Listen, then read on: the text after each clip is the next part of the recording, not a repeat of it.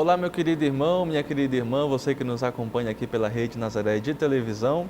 Eu sou o Padre Alberto Cardoso, sacerdote da Arquidiocese de Belém, administrador da área missionária Santíssima Trindade em Ananindeua, e acolho todos vocês para juntos conhecermos e acompanharmos mais um programa Vida Consagrada. Você que nos acompanha aqui de Belém, da região metropolitana, ou então você que nos acompanha em uma de nossas várias retransmissoras espalhadas por toda a Amazônia Legal, sejam todos muito bem-vindos. Vamos juntos conhecer mais uma história vocacional, mais um testemunho de vida que enriquece a nossa própria caminhada vocacional, nosso próprio chamado de Deus. Afinal de contas, como o barro nas mãos do oleiro, também deve ser a nossa vida nas mãos de Deus, deixando que Ele modele, deixando que Ele conduza tudo conforme a sua santa vontade, porque vocação acertada é vida feliz. Hoje nós trazemos uma religiosa que faz parte da congregação das Irmãs Paulinas, é natural de Belém e está atuando na missão evangelizadora também em Belém. É com muita alegria que nós recebemos hoje no nosso programa a irmã Rosiane do Socorro Gomes Barbosa, congregação das Filhas de Pia Sociedade de São Paulo. Filhas de São Paulo. Exatamente, pronto, vou escrever errado aqui. Bom, nosso programa então hoje, vamos falar, estamos nesse ambiente de comunicação e a gente sabe que as Irmãs Paulinas têm essa experiência de comunicação muito forte. É com grande alegria que a gente recebe a senhora então aqui no nosso programa. Irmã, seja muito bem-vinda e será uma grande satisfação conhecer um pouquinho da sua história. Eu que agradeço pelo convite e poder partilhar essa experiência com a minha gente, né? Minha gente de um modo geral, e depois de muitos anos poder voltar à minha terra, que sou natural daqui de Belém, né? E tá trocando essa experiência, né?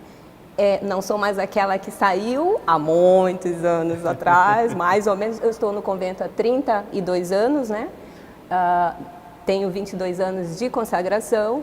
Então é um longo caminho e depois de toda essa experiência, voltar com outro olhar, com uma outra experiência, com uma outra bagagem, para mim é uma alegria muito grande poder compartilhar aqui hoje. Eu imagino, né? Eu fico pensando assim, nesses tantos anos, 32 anos, de caminhada religiosa, 32 anos, desde que recebeu ali o chamado para entrar no convento até os dias atuais, quanta coisa boa Deus já deve ter feito na sua vida. Muito. E que a gente vai ter a grande alegria agora de conhecer, né? Vamos compartilhar, com certeza. Exatamente. Então, a senhora falou natural de Belém, De Belém do Pará. Qual bairro que você é natural, na sua família, residia ali no começo da sua vida, da sua caminhada? Minha família, originalmente, nós estávamos no bairro do Guamá, ali já próximo Bernardo Saião, imediações da paróquia São Pedro São Paulo. Passei ali uma parte da minha infância, até mais ou menos uns 8, 9 anos. Minha família migrou para o bairro de Canudos, depois migramos novamente para o Tapanã, onde a minha família se encontra hoje, no bairro do Tapanã.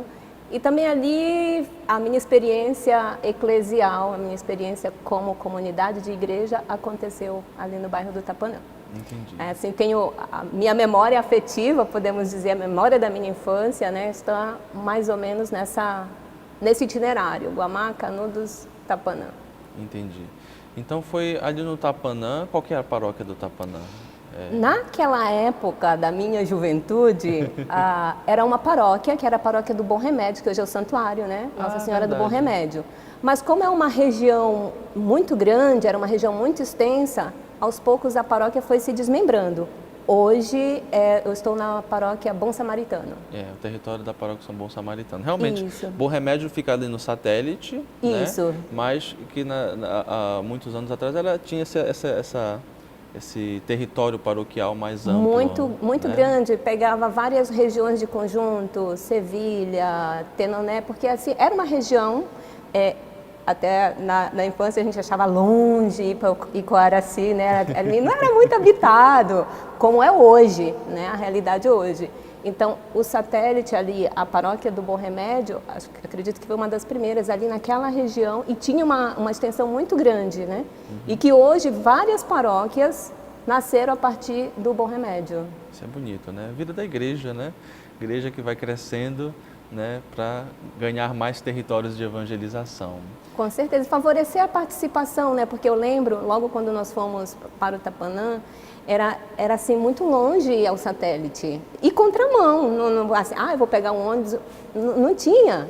E ainda hoje não tem, assim, essa facilidade. Você, para ir ao satélite, você, quer dizer, mudou um pouquinho, né? Já pela própria habitação da área, a área cresceu muito nesse sentido de habitação, né? Hoje, o Tapanã, ou aquela região que a gente coloca ali, Augusto Montenegro, de 30 anos atrás, de 35 anos atrás, é muito diferente do que é hoje, né? Então, para ir na paróquia tinha essa dificuldade, então a gente acabava não tendo muita relação com a paróquia em si, mas com a comunidade, né? Ali, nas imediações onde a minha família reside, a gente tinha uma pequena comunidade, que era a comunidade São Benedito, né? E ali a minha vocação se desenvolveu. Entendi. E aí, justamente agora isso que eu quero perguntar para a senhora, como é que foi, né, nascendo no seu coração, né, nesse contexto, né, de vida eclesial e tudo mais, na comunidade São Benedito, como é que foi nascendo no seu coração esse desejo para uma consagração, né, um chamado de Deus que foi nascendo ali na sua vida? Conta pra gente. Eu digo que a minha vocação ela é uma vocação eclesial. Por quê? Porque ela nasceu na comunidade eclesial, né? Na comunidade ali. Desde criança, eu digo que eu sempre fui muito igrejeira. Era daquelas que passava muito tempo lá Para mim não era sacrifício nenhum. Apesar de que a minha família não era uma família engajada, praticante. Mas eu vim com esse dom, né? Sempre gostei e a missa para mim era um prazer. Eu gostava muito de estar na igreja. Quando criança, eu frequentei a igreja São José de Queluz, onde eu fiz a minha primeira Eucaristia e também a Crisma, ali na igreja. E isso não é normal numa criança, olha, eu quero ir para a igreja, eu quero ir para a missa, né? Então, esse desejo, desde a minha infância, sempre esteve em mim. E quando eu entrei para preparar para a primeira Eucaristia, eu queria ser catequista. Né? Assim eu me preparei para a Crisma com esse desejo de ser catequista. Né? Eu fiz a Crisma com 15 anos e assim que eu me crismei, eu busquei a comunidade São Benedito, onde, né, a minha família reside, e lá havia os seminaristas da Diocese de Macapá. Eles faziam pastoral lá. Né? E conversando com eles, manifestei o desejo de colaborar na catequese. Aí comecei como monitora, naquela época usávamos essa expressão, né? Que seria uma auxiliar, estava aprendendo a ser catequista, né? E dali fui sempre mais me envolvendo na comunidade. Eu brinco que eu digo que eu queria ser padre, porque era a vocação que eu conhecia, né? Assim, não conhecia vocação feminina, vida religiosa feminina, porque na paróquia ou na comunidade eu não tinha esse contato. O meu contato era com os seminaristas de Macapá, que estavam ali todo final de semana, visitavam as famílias, faziam a celebração da palavra, porque a gente não tinha a missa todos os domingos, né? A comunidade vivia mesmo em torno da palavra e visitando os doentes. Então, vendo o trabalho pastoral dos seminaristas, né? Isso me encantou. Eu queria assim, algo semelhante, né? Eu queria viver aquela experiência. Mesmo assim, eu não dizia assim que eu queria ser religiosa, mas eu queria fazer aquela experiência. Eu não conseguia ainda fazer essa ligação de chamado, de vocação, mas aquilo me encantava, aquilo me atraía, aquilo me chamava a atenção. Então, quando hoje eu conto a minha história vocacional, eu digo que eu queria ser padre. Mas sou feliz em sendo religiosa, né? Por esse contato, por ver essa atuação, né? Eu acho que isso é um testemunho muito grande, né, dos seminaristas, né, que eu não tinha contato com religiosas, mas com eles, né? E esse contato na pastoral, ali nasceu a minha vocação, né? Fazendo essa releitura, né, esse desejo de querer atuar na comunidade, de querer ser catequista, de visitar as famílias, ali era a vocação nascendo, né, nessa convivência com a comunidade eclesial. Por isso, eu considero a minha vocação como uma vocação eclesial, né, que nasce dentro da igreja. Embora a minha família é uma família católica, a gente vive, né, nessa tradição, mesmo não sendo engajada, eu não posso dizer que a minha vocação nasceu lá na minha infância, na minha família, apesar de que na minha infância eu era igrejeira, eu gostava de estar na igreja, né?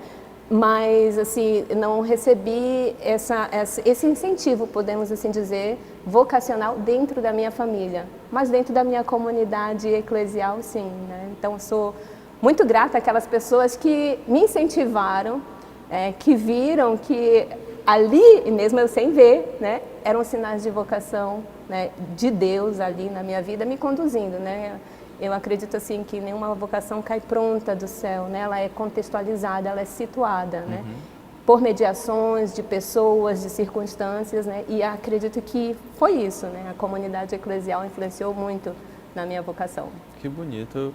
A senhora falando essas coisas, eu lembrando um pouquinho da minha história também, que foi muito parecida também, viu? Né? Foi nessa realidade Mas você vai ser padre, eu não. E aí, irmã, o que eu queria perguntar também para a senhora, nessa época, a senhora tinha algum sonho, tipo assim, já tinha esse projeto de ser catequista, de se doar na vida religiosa, mas antes disso, tinha algum projeto pessoal, tipo assim, quero ser professora, quero ser médica? Porque tem criança, né, que já vai crescendo assim com essa meta de vida, assim, né, profissional, não vocacional, né? Certo. Olha, eu tô rindo porque quando eu era criança, eu dizia que eu queria ser marinheira. Acho muito lindo. Eu tinha um tio que ele foi da Marinha Mercante. E eu acredito que ir na casa da avó, ver as fotos do tio, isso me influenciou de uma certa forma, apesar de que ninguém nunca falou nada. Mas eu achava muito bonito. E eu dizia à minha mãe que quando eu crescesse, quando eu tivesse idade adulta, eu queria ser marinheira. E disso nunca aconteceu, né? Assim, minha vida tomou um outro rumo quando eu decidi, né, entrar para a vida religiosa. E outro fato que eu acho muito interessante, eu sou de família grande.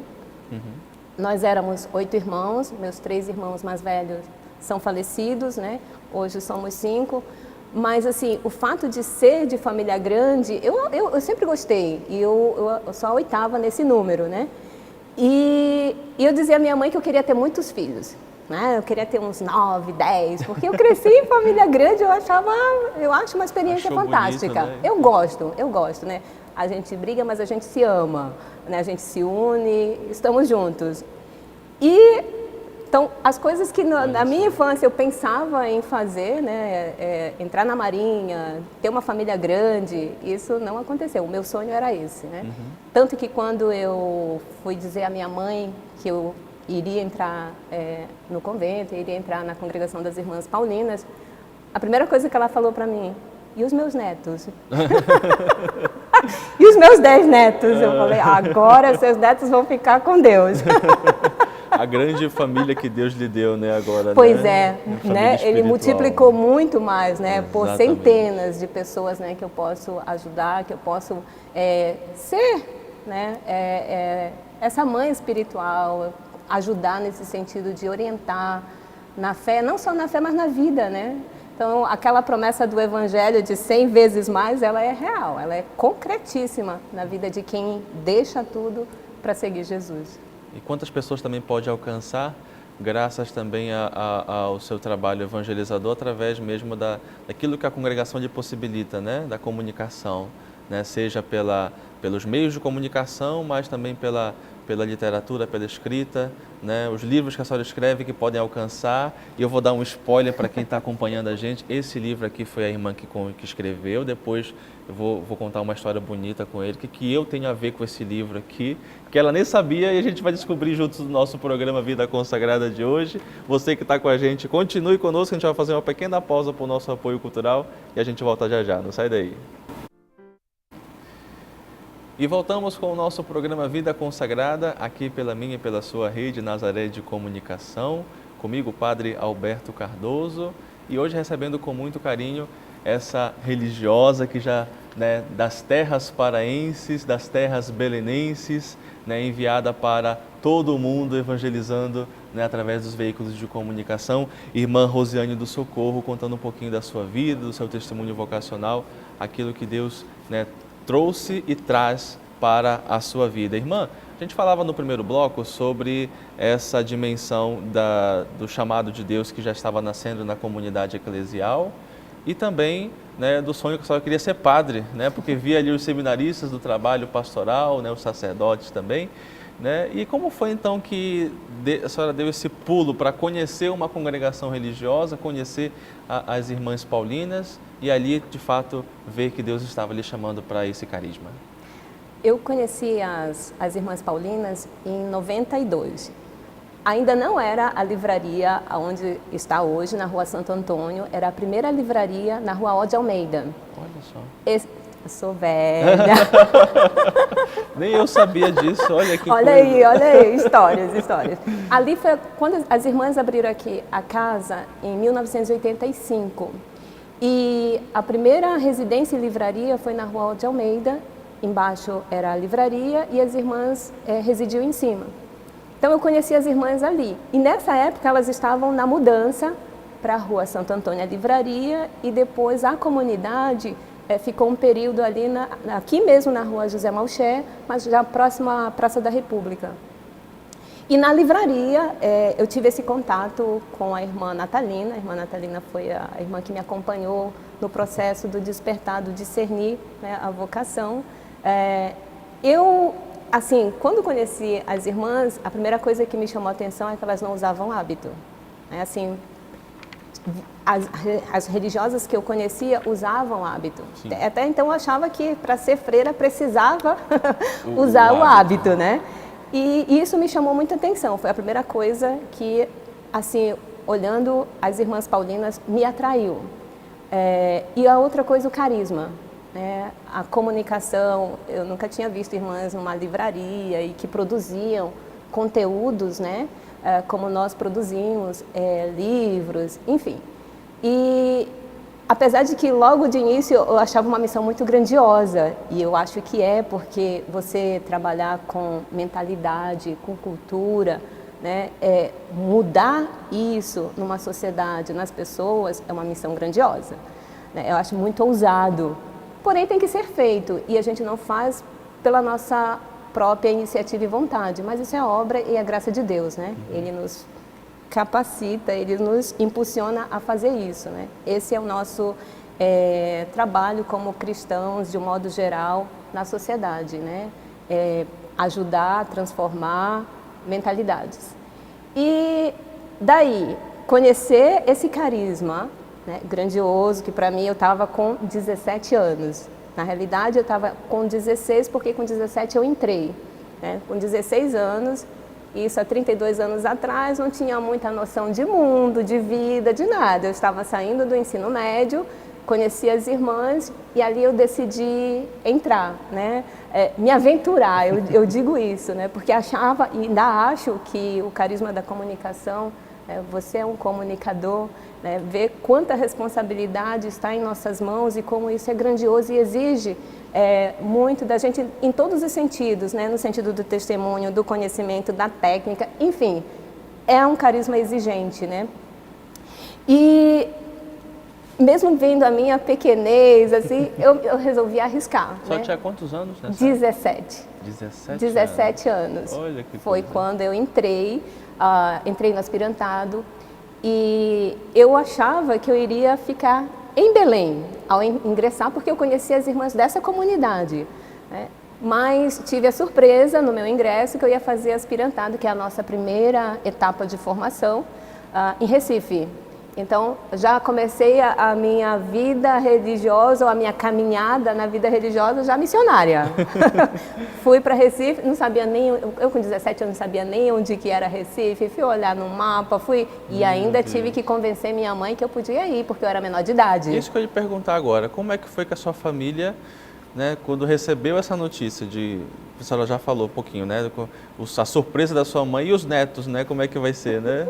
Da notícia de ser consagrada. E agora a notícia de que não ia ficar em Belém. Como é que como foi que a família entendeu esse negócio todo aí? Olha, eu admiro muito a posição da minha mãe. Minha mãe nunca quis que eu entrasse no convento. Assim, os sonhos dela eram outros, né? Mas eu admiro muito essa posição. Minha mãe, ela me deixou livre. Eu era menor de idade, ela poderia ter dito, não, quando você for maior de idade, você faz o que você quiser. Mas agora eu não quero que você vá. Muito pelo contrário, minha mãe foi de uma liberdade tão grande, ela falou para mim, eu não vou dizer para você vai. Porque chegar lá no futuro você vai dizer assim, eu sou infeliz porque minha mãe me disse para vir. E também não vou dizer não vai, justamente pelo contrário. Chega lá no futuro e vai dizer assim, eu sou infeliz porque minha mãe não deixou eu ir.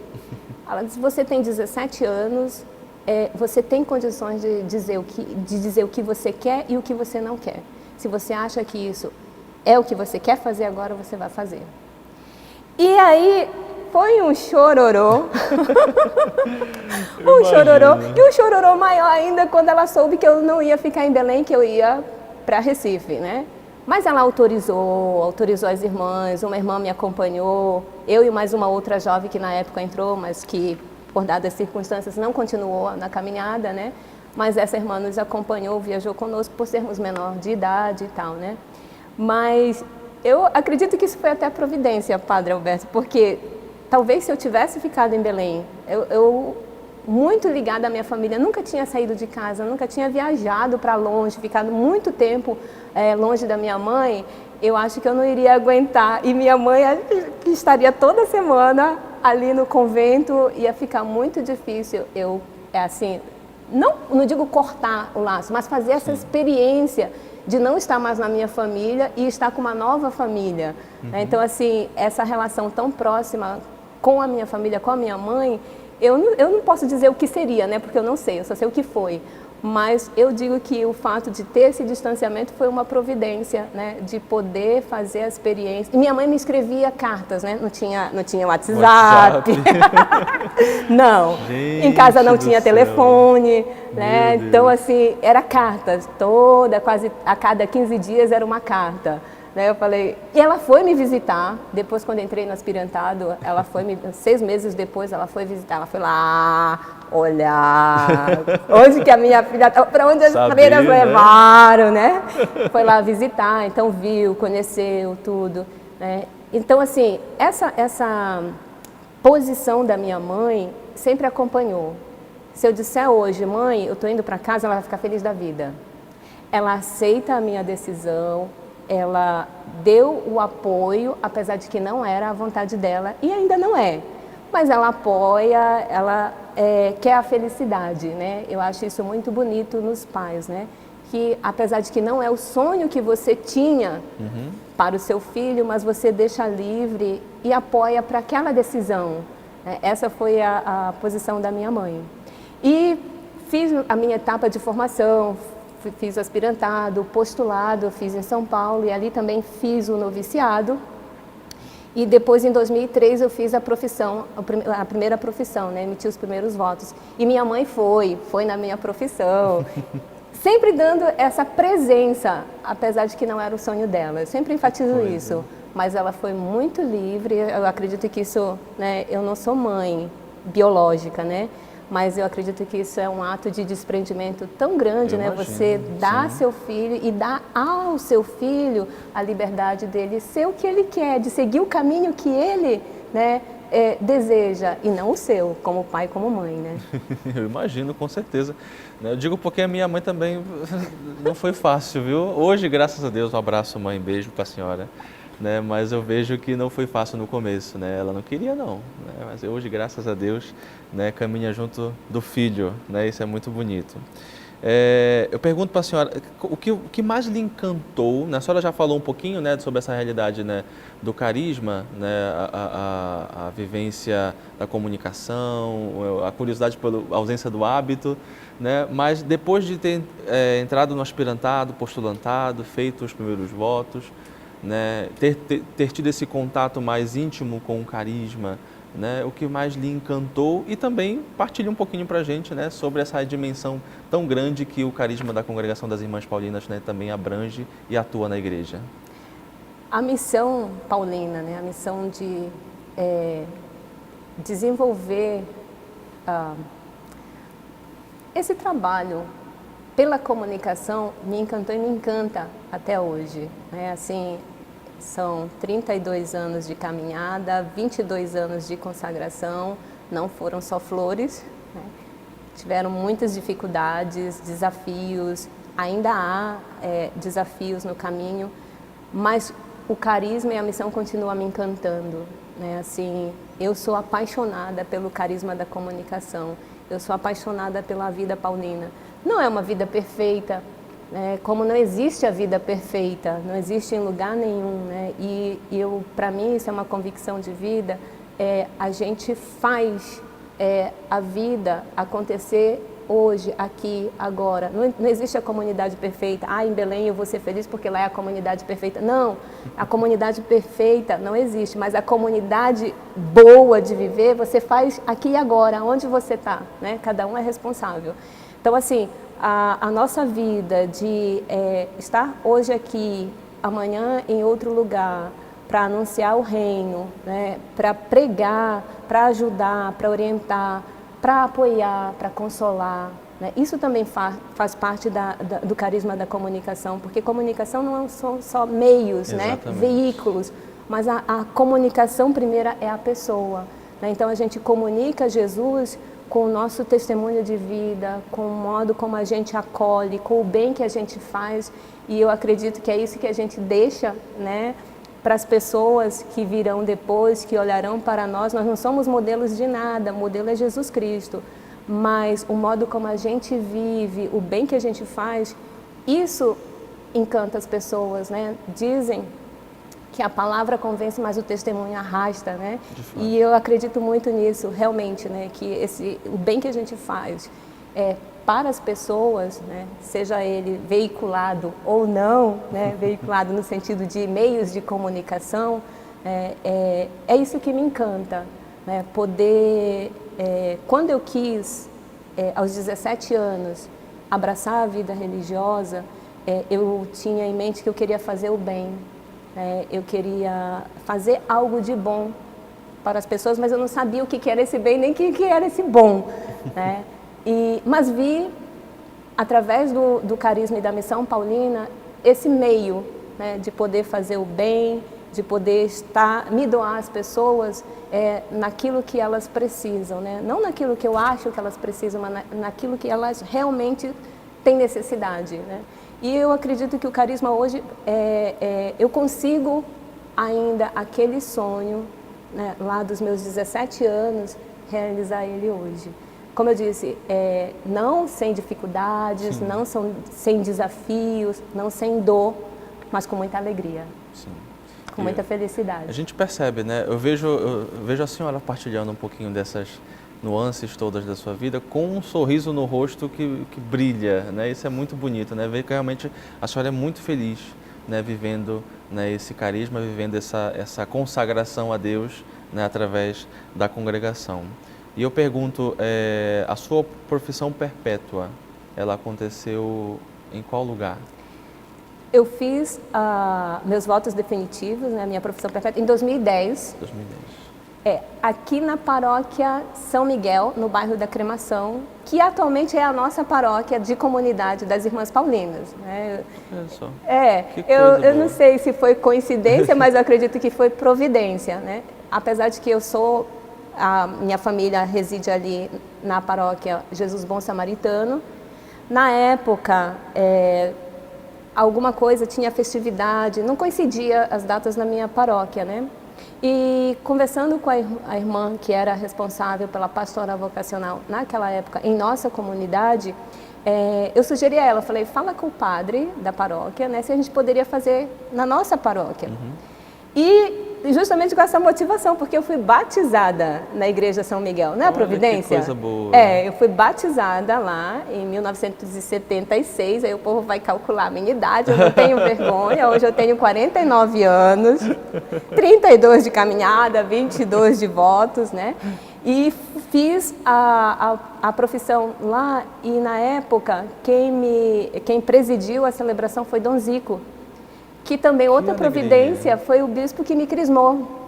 né? Então, assim, ver como Deus é muito delicado, né? Vai cuidando de tudo. Nossa, de todos os detalhes que eu não tinha pensado, né? Não foi, eu vou convidar o bispo que me crismou lá na paróquia onde eu... Não, nada foi, assim, planejado, mas foi tudo providência. Que bom, graças a Deus, né? Bom, nós estamos no nosso programa Vida Consagrada, hoje trazendo a irmã Rosiane do Socorro, que está contando um pouquinho da sua história vocacional, do seu testemunho de vida, tantas coisas que Deus foi realizando e continua realizando na sua consagração, na sua vida. Vamos fazer mais uma pausa para o nosso apoio cultural e a gente volta já já, não sai daí.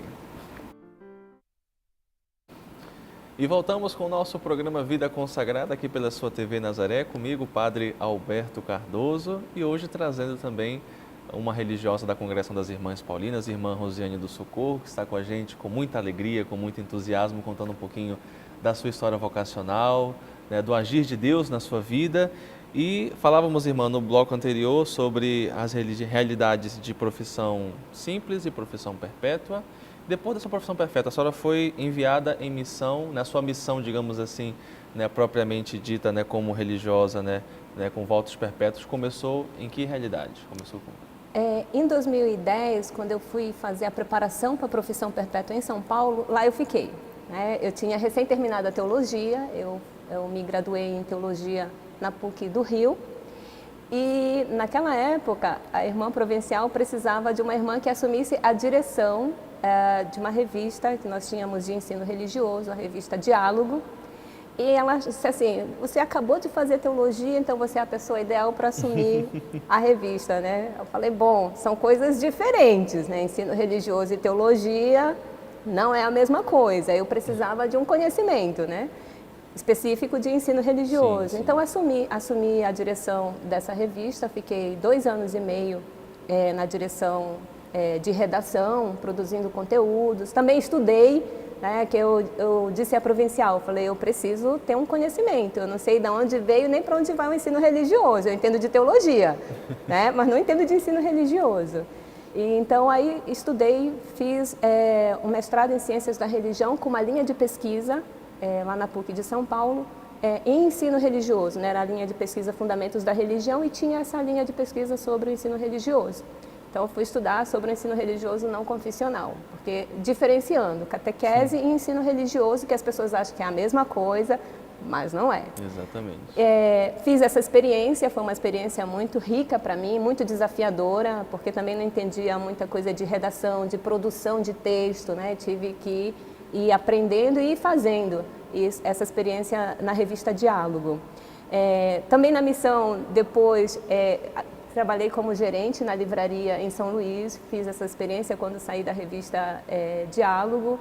Fiquei 1 ano gerenciando a nossa loja em São Luís, foi a minha primeira experiência como gerente de livraria, né? E esse contato com fornecedores, com o povo, com as pessoas, assim, para mim foi uma experiência também muito gratificante aqui no nosso estado vizinho, aqui no Maranhão. Uhum. Depois dessa experiência em São Luís, eu fui convidada a compor a equipe do Conselho Editorial em São Paulo, na nossa editora, né? Fiz parte fui membro do Conselho Editorial por 2 anos também, e minha vida é 222, olha, é significativo, né? E aí eu fui enviada em missão aos Estados Unidos, né? Assim, olha só. Fiquei 3 anos em Miami. Gente, foi longe então. Chique. Quando eu digo que eu fui aos Estados Unidos, em Miami, o povo, nossa! Fiz minha missão lá em Miami, né? E foi uma experiência, assim, bastante desafiadora, porque quando eu fui aos Estados Unidos eu não sabia inglês. Meu Deus do céu. A gente estudar uma língua fora de onde ela é viva, onde ela é falada, é uma coisa. E nem isso eu tinha feito.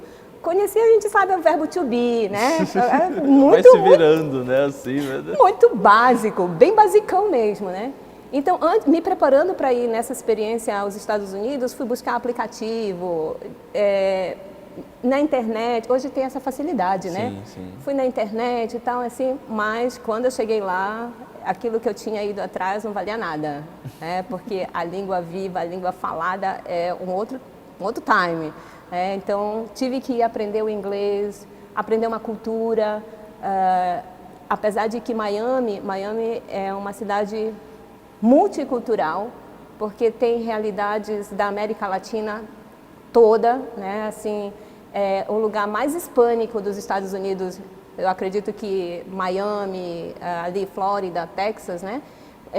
Então eu tive esse contato com muitas culturas. Para mim foi desafiador, aprender uma língua nova foi, mas a riqueza de conviver com culturas assim diversas, né? Foi muito grande.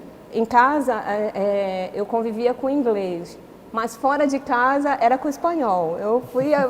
Foi 2 em 1, né? Nossa. Numa missão eu tive o contato com essas duas línguas e com diferentes culturas que a gente fala assim, espanhol não é a mesma coisa, né? Cada país, assim como Brasil, Portugal, a gente fala português, mas a gente tem coisas diferentes, né?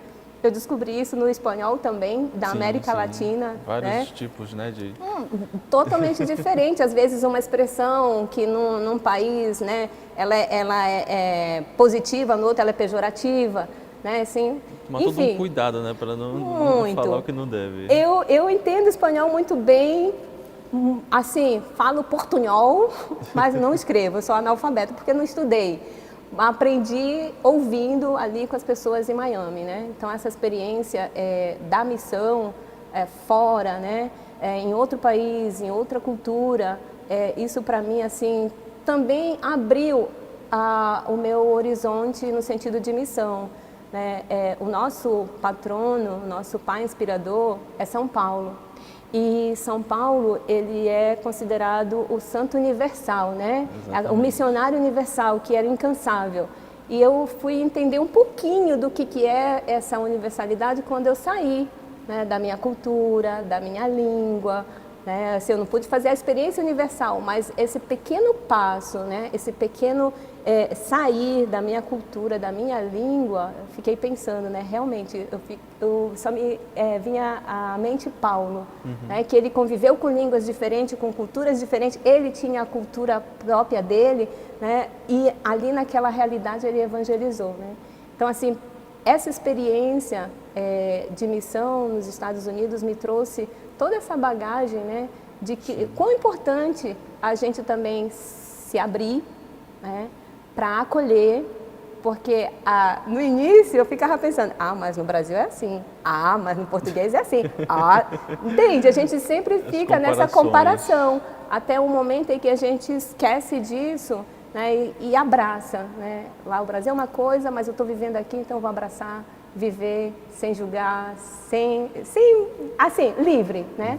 Isso foi uma experiência muito rica. Eu imagino, né? Agora eu pergunto para a senhora, no bloco anterior, a senhora citou também na questão da formação acadêmica, né? A senhora é graduada em teologia, né? Ainda na sua etapa de formação. Depois a senhora também teve a oportunidade de fazer o mestrado em Ciências da religião, né? Isso. Né?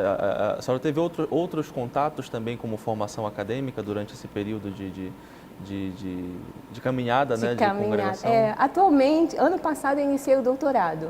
Olha só. Eu estou fazendo doutorado, estou tentando, né? Porque eu estou na metade do caminho, em teologia sistemática, na PUC do Rio. Eu estou vindo do Rio de Janeiro, né? Eu estou recém-chegada aqui em Belém.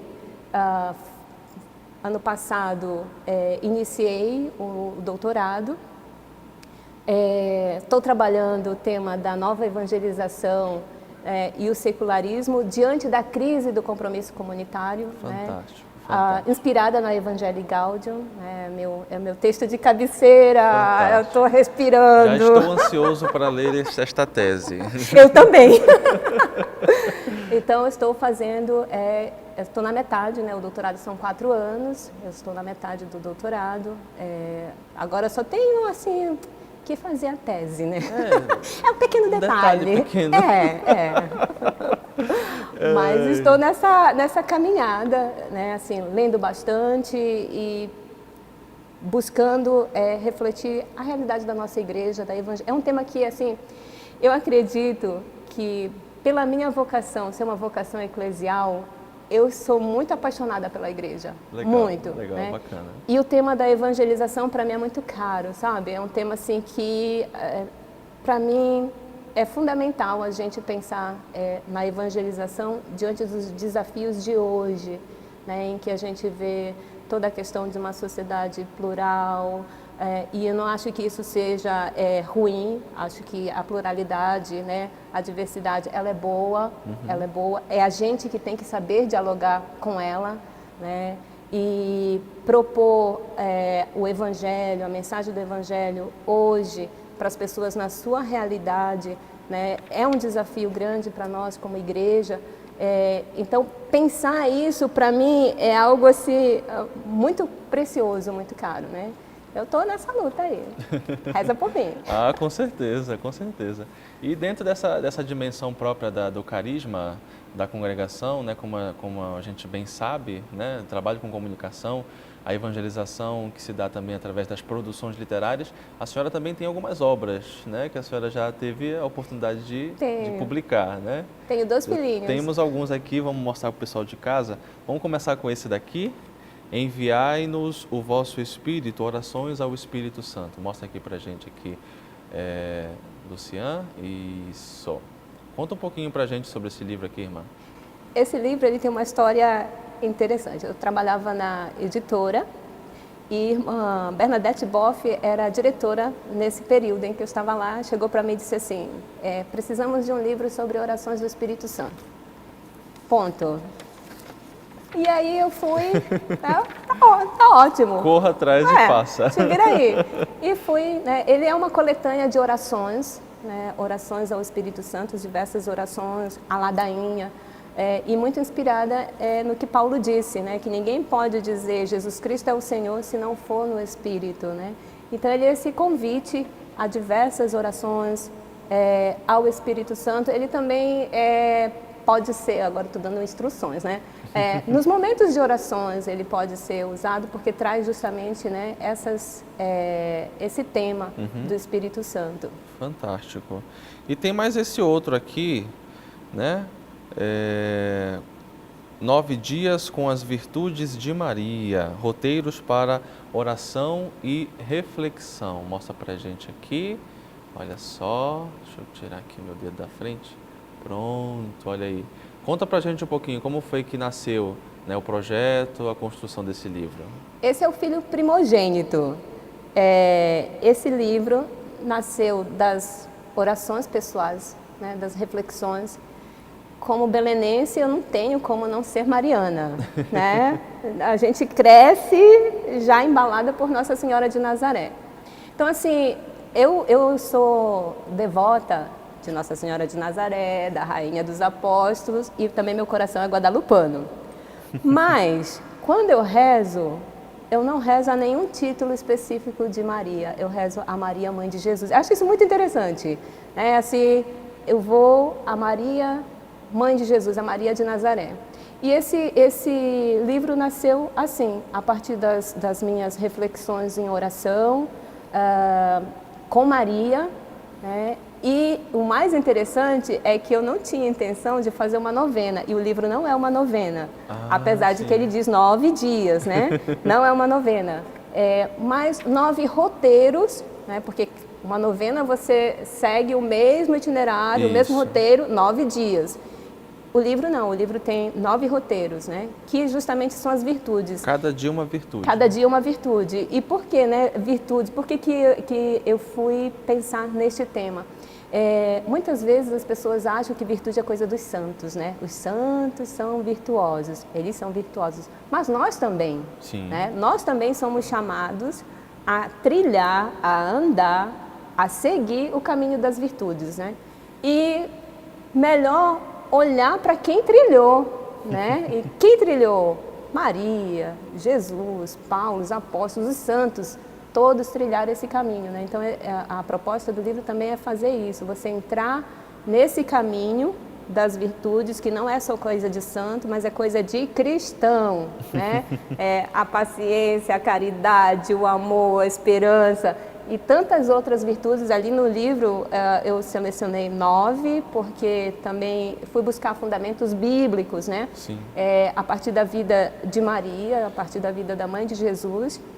Mas tem tantas outras virtudes que não estão aí, que nós somos chamados a viver e a testemunhar na nossa vida dia a dia, né? Com certeza. E eu falava para a senhora, né, quando quando a irmã chegou aqui com esse livro, né, eu falei assim, olha, isso aqui, que coisa interessante, né, coisa curiosa, né? Quando eu estava no propedêutico, 2016, né, tinha acabado de entrar no seminário propedêutico da Arquidiocese, né, acredito eu que foi no mês de maio, né, o nosso reitor chegou em casa com esse livro, né, 9 dias com as virtudes de Maria. E nós passamos o mês de maio rezando com ele, né? Toda a turma, né? Toda a minha turma rezamos com esse livro, né? E quando eu vi ele, eu me lembrei logo, falei, olha só que eu estou conhecendo a autora do livro aqui, olha que maravilha. Providência. Quem diria, né? Bendito seja Deus. Que bom. Né? E eu fico muito feliz quando eu escuto testemunhos assim, né? Assim, quando a gente compartilha, eu digo que isso é compartilhar, né? Porque quando eu leio o livro, eu vejo as minhas reflexões, né, os meus pensamentos. Então, eu compartilhei isso com as pessoas. E não sabia aonde isso poderia chegar. Eu já ouvi tantos testemunhos de pessoas, né? Nossa, esse livro me ajudou assim, esse livro fez esse bem na minha vida. Aí quando me conhece, que não liga o livro, a pessoa, nossa! E é muito bonito de ver. Isso é um fruto da missão, né? A gente não sabe onde a nossa missão vai chegar, né? E quais frutos ela vai produzir. Exatamente. Então, assim, receber esse retorno das pessoas, disse, nossa, isso aí é um fruto, chegou até aí, fez esse bem. E eu já ouvi muitos testemunhos a partir do livro e que eu não tinha nem ideia, não fazia noção de que isso poderia acontecer, né? Que bom. Esse fruto. Bom, irmã, eu teria outras tantas perguntas para fazer, nosso tempo infelizmente já se esgotou. Eu agradeço muito a sua participação, a sua presença aqui. Eu fiquei muito feliz de conhecer a sua história de verdade, né? Conhecer a autora do livro que me ajudou a rezar no seminário, né? E que a senhora possa ter de fato, né? Eu faço os votos de que a senhora possa ter de fato uma missão muito frutuosa, muito proveitosa aqui nas terras que, né, da onde a senhora saiu, né? Que bom, né? Que seja, né, de fato muito frutuosa a sua presença aqui. E para terminar a nossa conversa, a pergunta que eu sempre faço: valeu a pena? Com certeza. Eu agradeço o convite, a oportunidade de estar aqui, de bater esse papo, de compartilhar. Faz muitos anos que eu não conto minha história vocacional. Cada vez que a gente conta a nossa história, é algo, né, que volta da ação de Deus, da ação das pessoas que mediaram, né? Esse retornar ao primeiro amor, com certeza vale a pena. Que bom. Não sem dificuldades, não sem desafios, né? Porque as pessoas pensam que a vida do padre e da freira é, né, o paraíso. E não é. Mas também não estou dizendo que é a desgraça. É uma alegria, né? Que se renova, esse sim, se renova todos os dias, né? Eu disse aquele sim na minha primeira profissão, na minha profissão perpétua, mas ele se renova hoje, vai se renovar amanhã. E com certeza vale a pena. Sim, que bom. Nossa gratidão. Que Deus abençoe. Leve o nosso abraço às outras irmãs paulinas também. Tá Amém. Bom? Obrigada, muito obrigada. E esse foi o seu programa Vida Consagrada de hoje. Para você rever os nossos programas, basta você acessar o nosso canal no YouTube. O endereço está aparecendo para você aqui na sua telinha. Que Deus abençoe você e a sua família. E até o nosso próximo programa, se Deus quiser. Tchau, tchau.